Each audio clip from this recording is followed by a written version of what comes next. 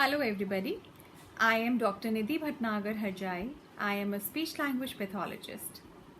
In continuation with our series for helping patients and their family members who've had aphasia or a stroke and are now finding difficulties, today's video is about the first chosen words for vocabulary. Now, what we need to understand is that there is no particular set of list which can be taught to every patient who's had aphasia. Now, depending upon what is the age of the patient, what is the profession of the patient, what was his daily routine like, what were the things which he required during a normal day, that is the words from which we have to pick up what functional vocabulary we would like to teach the patient. So the key point here is that when we are deciding or when we are kind of collecting the word bank or the vocabulary bank for an individual who's had aphasia, we have to make it a point that the words have to be functional. So someone who is Hindi speaking or Punjabi speaking or English speaking for that matter, a functional list of words could comprise words like "Mainu cha de do." This is one sentence which probably a Punjabi speaking patient with aphasia would say quite often. So the right word to pick from this particular sentence would be cha or de do or brush or khana. So you can make a list of 10 to 15 words that will be utilized in teaching the patient his first set of words. Now, it is very essential to understand that what should be the right manner of teaching these words. There are several ways which can be picked up to teach these words. So the first thing that we start with is generally a yes-no question. So, if it is feasible and the word is representable in the form of a line drawing or a picture, we advise the family members or the caregiver to get an appropriate picture of that item. So say for example, if the target word is chai or cha in Punjabi or tea in English, we would get a picture with a cup of tea.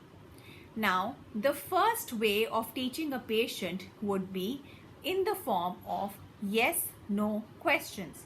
So say for example, if you have a picture with a cup of tea, you will show that picture to the patient and ask the question, "Kya ye chai hai?"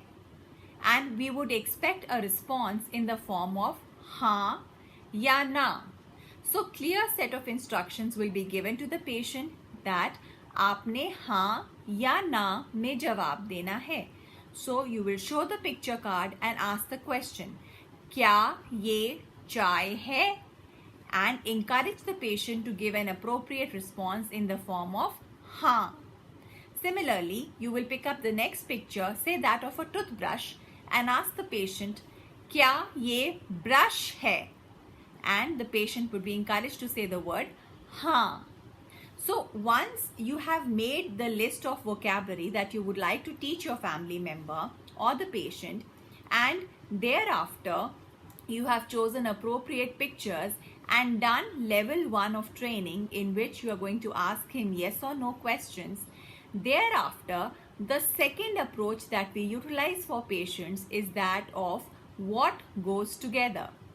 So say for example, in the first stage of the process, if your two chosen pictures were that of a cup of tea and a toothbrush, then you need to think of a word that goes along with these two concepts. So a good idea which can be used with a cup of tea could be a plate with a few cookies or maybe some sugar or maybe a cup of tea and a saucer.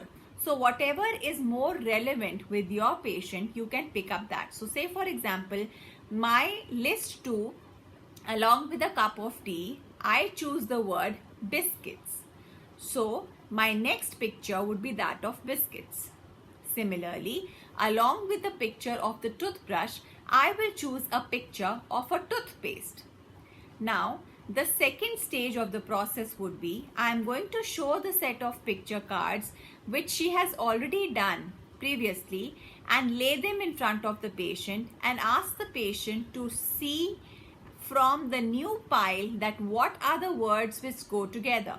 So you give your patient the picture of a cup of tea and give her three options, that of a toothpaste, biscuit, and say for example a comb, and ask the patient, चाय के साथ आप क्या खाते हो?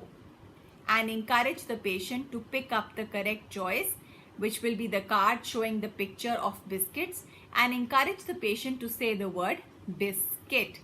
So chai and biscuit. Now once you have started matching the list of items from vocabulary list 1 and vocabulary list 2, there are going to be 10 plus 10, total of 20 words that you have made your patient familiar with.